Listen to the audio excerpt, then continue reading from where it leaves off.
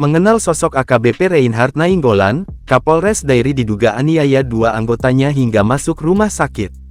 Sosok Kapolres Dairi, AKBP Reinhard Nainggolan tengah menjadi sorotan usai diduga menghajar dua personilnya hingga menjalani perawatan medis di RSUD Sidikalang, Senin, tanggal 28 Agustus tahun 2023. Adapun kedua personil tersebut yakni Bribka Hendrik Simatupang dan Bribka David Sitompul yang merupakan personil Intelkam Polres Dairi. Lantas, seperti apa sosok AKBP Reinhard Nainggolan?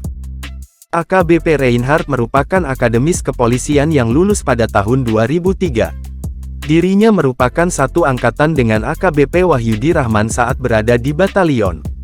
Sebelum ditugaskan di Dairi, AKBP Reinhard sempat bertugas di Polres Nias Selatan. Selama masa tugasnya di Polres Nias Selatan, AKBP Reinhard sempat menjadi sorotan publik atas keputusannya yang menjadi penjamin seorang janda beranak 5 yang ditahan di Kejari Nisel.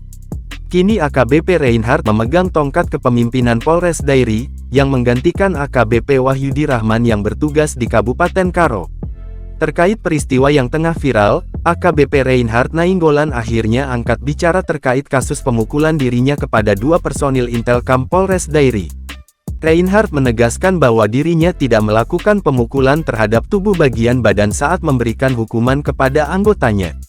Dirinya pun sempat menanyakan kepada salah seorang personil yang turut menjadi saksi dari kejadian pagi hari itu. Tindakan saya tidak ada hubungan dengan kebadan.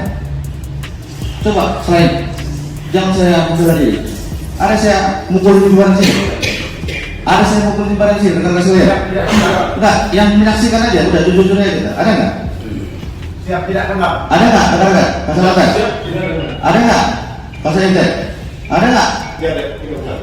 Ya, nggak ada.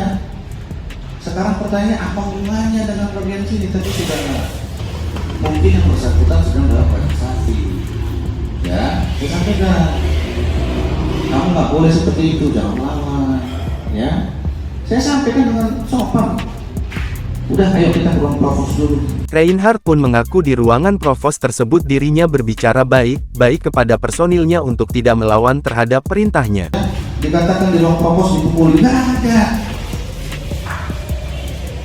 Saya bilang sama dia, kalau kau sudah melanggar perintah saya di internal kami. Dirinya pun menyebut aksi tersebut sudah diatur dalam Undang-Undang Nomor 2 Tahun 2002 tentang Disiplin Kepolisian Negara Republik Indonesia. Undang-Undang Nomor 2 Tahun 2002 tentang Kepolisian Negara Republik Indonesia. Saya kan dicek.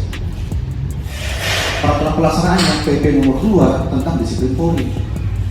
Ada peraturan Kapolrinya.